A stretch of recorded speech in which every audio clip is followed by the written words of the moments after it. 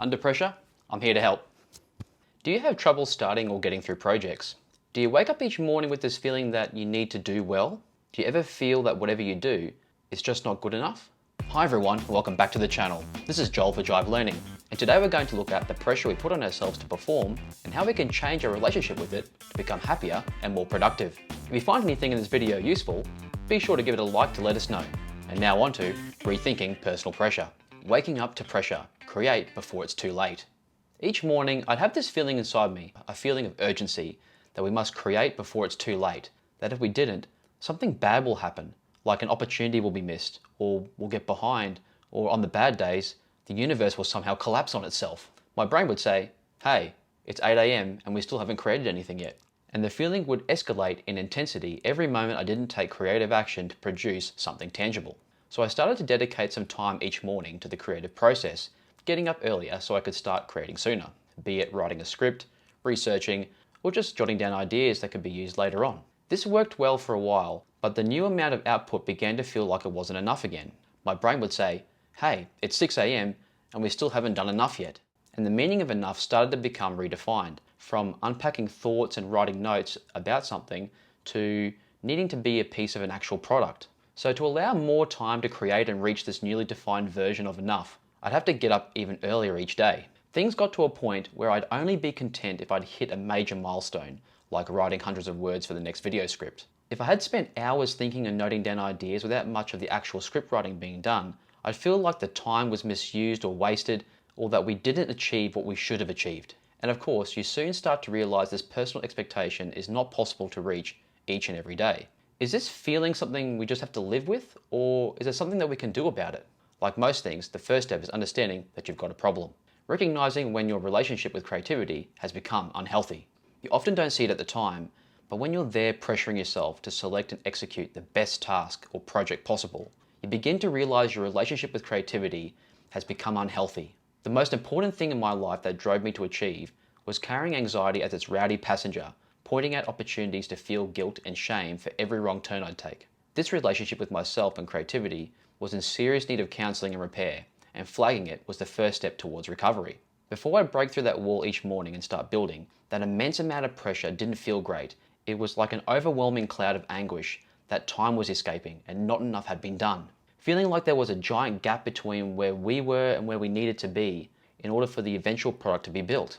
The urge or feeling of personal duty to create started to become coupled with not wanting to let people down, which in turn created a new source of pressure to perform each day with an internalized demand that we needed to produce the best thing possible all of the time.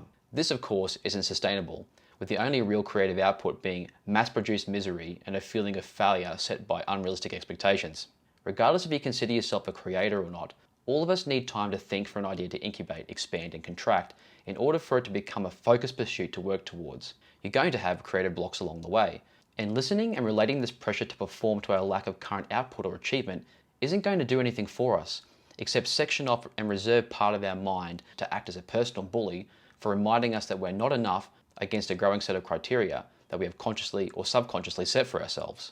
When the brain says, quick, start working, we haven't done enough yet, it leads to panic, which then leads to not thinking clearly, resulting in our bouncing between tasks, assessing and reassessing their validity, chasing them from the hour before to the hour afterwards, nibbling away at bits of work to be done instead of concentrating their energy on the truly important thing at hand, challenging our relationship with creativity.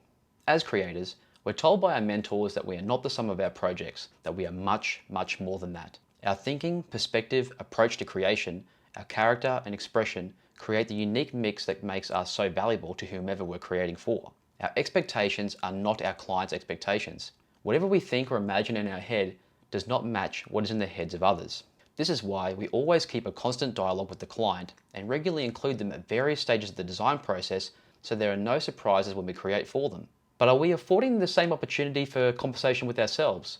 The same flexibility to alter the plan, change course, or deliver something of alternate value? If only we could create and enjoy the process without all of this pressure. What can we do for ourselves as creators to overcome and rid ourselves of this pressure and expectation to create? The answer is, we can't, or we shouldn't seek to extinguish it. Instead, we must learn how we can live with it, to embrace it, change our relationship with it, and use it to our advantage. Reframing how we think about pressure. Just like we're told to give up relationships that don't serve us well, We must give up our poor relationship with ourselves so we can get out of the way and achieve what we're capable of. By showing up, managing our expectations, and reframing how we see, interpret, and experience that feeling of pressure. So when it comes and hits us each day, it becomes a driving force that brings a smile to our face rather than shame to our soul. The reason why the feeling of pressure is uncomfortable is because we're trying to resist it and labeling it as a negative, rather than letting it be there and seeing it for what it really is, an incredible force of motivation. The expectations we set around that feeling are of our own doing and will be seen through the same lens that this pressure is experienced through. It's our relationship with that feeling and with ourselves that's deceiving us. We've spoken about reframing on this channel before, where we discuss seeing problems as challenges. There should be a link above if you're interested. And this applies equally to personal pressure. We don't have to feel bad when we have this feeling. Instead of allowing pressure to put us down, we can let it push us forward and propel us to our desired destination. By changing how we interpret this feeling, we can wake up and be at peace with it each day, knowing that we don't have to create. Instead, we get to create. To acknowledge that when we get this feeling, something great is about to happen if we let it. When we do this, we can operate to a deadline without hating on ourselves for not quite reaching the place where we expected ourselves to be.